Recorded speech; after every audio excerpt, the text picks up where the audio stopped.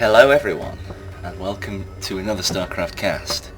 And the first thing I must do is extend my apologies for not uploading any StarCraft games recently, but there is a very good reason, and that reason is that I haven't actually found any games which are under 15 minutes long. And the problem with that is that then I have to split it up into two parts, and let's face it, who actually wants to watch a two-part video when the game is less than 20 minutes long? Not many people. So, to make up for this, I've been trying to find games which aren't longer than two parts. So, you know, I've been doing that and failing quite dramatically for quite some time. But finally, I've come up with a solution, and that one solution is just to cast a game of myself and make it a 3v3, because 3v3 games tend to be over in the first, 15 minutes. Because one person chooses and they either succeed or fail, and then if they fail, they're kind of screwed. So, welcome to a 3v3 game of myself, the Red Protoss. They call me Joe. This is me, down here, right? Ici, as they say in France. My friend Trifeli, which apparently is meant to be truffles, but it's in some kind of weird language. So Trifeli, Truffles, whatever, I'll call him Truffles, because that's just kind of a cool name. And then Bobby Hodge, who is just Bobby Hodge. Nothing really special. So anyway, our general strategy, although I'm kind of failing quite badly at controlling my probe right here, is to get an early scout off at 7 supply, and go and see exactly what is up with the enemy's base. For example, we can see that STO, I haven't even shown the other team, has got an early pull up. So that's the point of this, and we can also see for things like, whether the Protoss is going to be cannon rushing, with there weren't any Protoss in this game. So anyway, in the right corner of the map we do have Thor, the yellow Terran, Stowe, the orange Zerg, who appears to be like 8 pooling or something, and we have Gladfield, the purple Terran here. So anyway, Stowe is going to try and 6 pool, or 8 pool, or whatever pool. As we have seen that, and as general procedure in our games, that requires a forge to be built ASAP by both Protoss players, and then we will send everything we can to defend the Zerg player if we have one. Although Truffles does play random, so do I occasionally, and so does Bobby. So it really depends. We have various anti-cheese strategies, which we've adapted after being cheesed time and time again, and it does in fact look like he's going to run into my base, but this, I think I built a Protoss cannon. No, I didn't, not yet.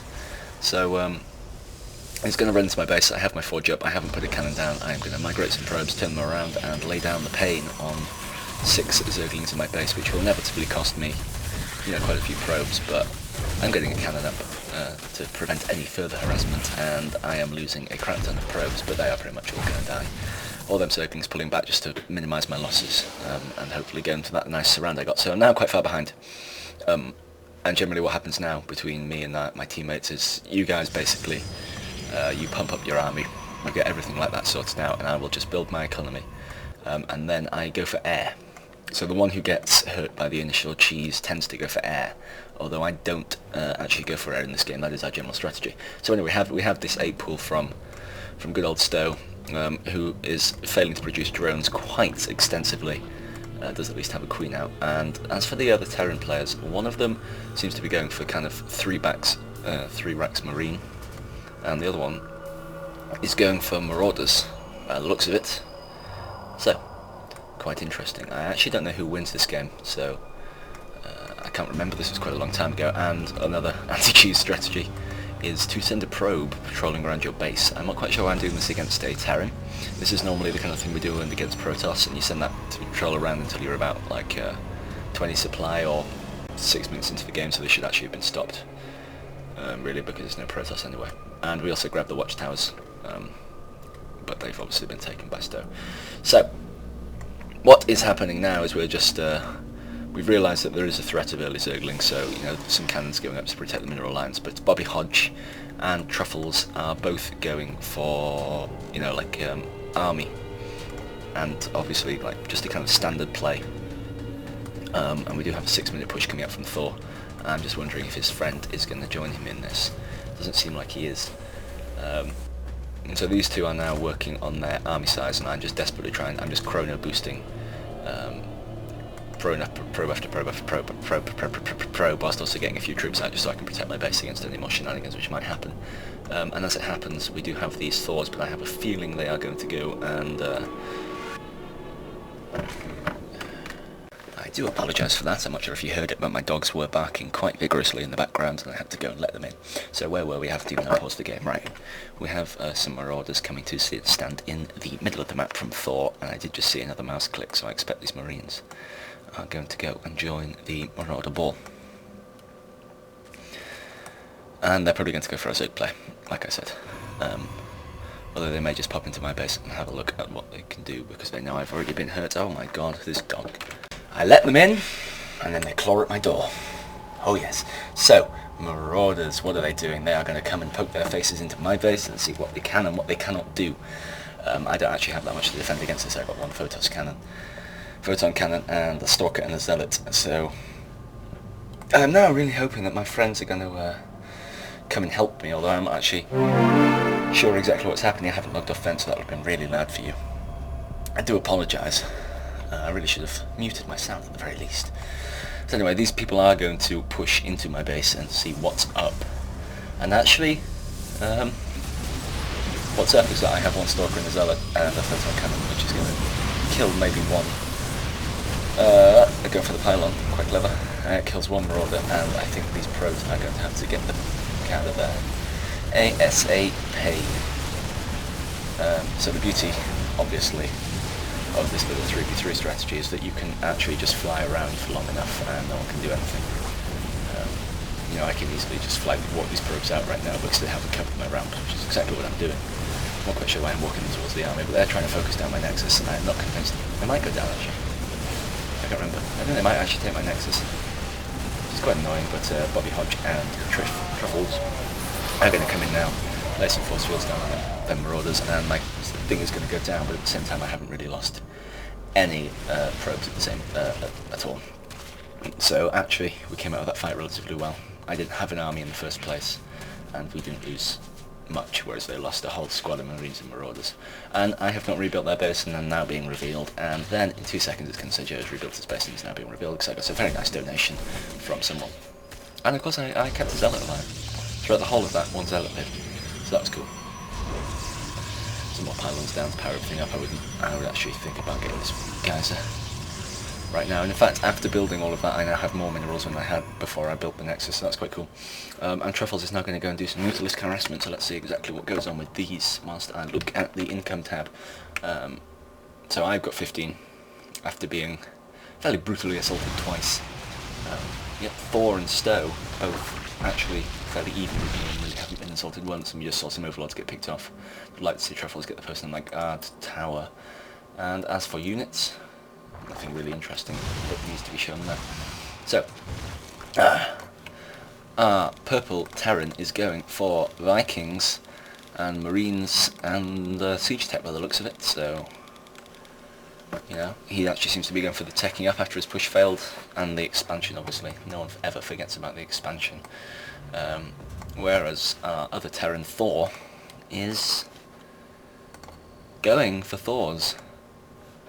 Quite, you know, it's not really ironic, it's what his name would suggest he'd do. Going for Thors. So that's quite cool. And as for our oranges, oh, he's about to get truffled, though, so... Mineral line harassment, I think at this point I'm bent. I'm like, focus down the armory, focus down the armory! Anyways, he's migrating out of there, but quite a lot of SCVs died. He was already one of the ones on the lowest, and that one Marauder's going to get out of there alive. Our friend here is getting a Hydralist down, and Truffles is not expanding yet.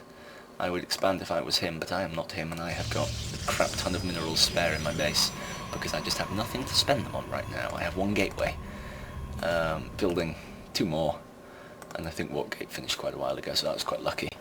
But really I think I should probably invest in something like a Dark Shrine or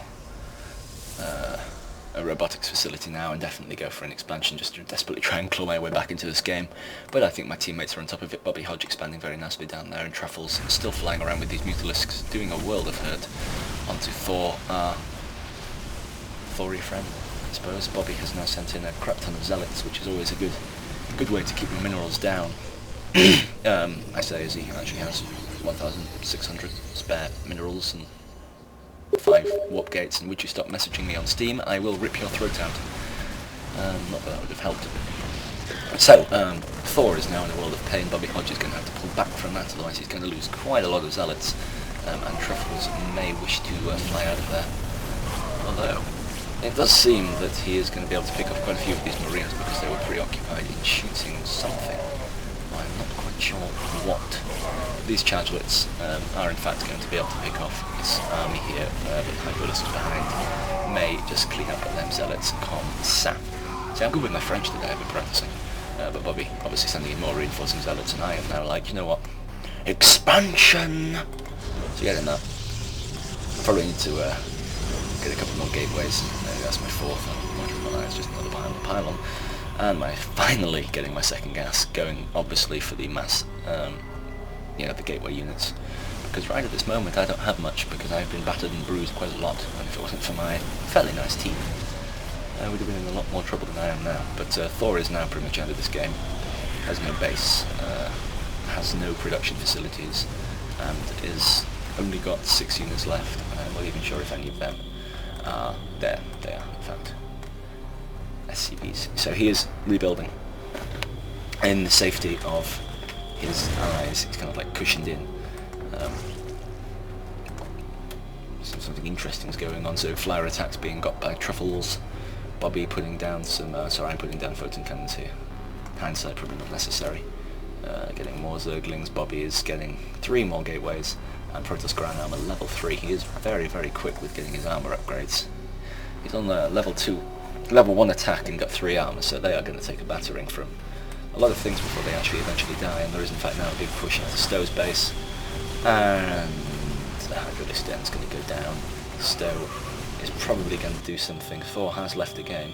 Stowe has now left the game, and we are now stuck with Gallowfield versus 3 people, who is now bravely pushing out with siege tanks and marines, and I'm just wondering if he's actually going to siege up these tanks, or he's just going to kind of stand there and be like, yes, I have tanks, but they don't need to be sieged.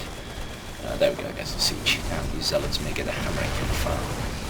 But Chargelets with level 3 armor aren't going to take any damage from anything the Gallowfield has, and I think he's going to get out of that with fairly minimal losses. And look at this, yes, I am now marching in just as the game ends. So I hope you enjoyed that. The reason I casted the game where I didn't particularly do much is because talking about what I did is always fairly, oh, I did this because I'm awesome, and look how awesome I am. I didn't even set a freaking rally point to my probes. That's how awesome I am. So yeah, I'm more than happy to admit that I'm not very good, but at the same time, was fairly interesting, so nice early aggression. And if anyone's playing 3v3, I really advise getting that early scout, and if you're playing Protoss, getting a forge, maybe after the 2nd gateway, just to protect against that mass air people will go if they don't go for the first early rush. So thanks for watching, guys, and I'll see you next time.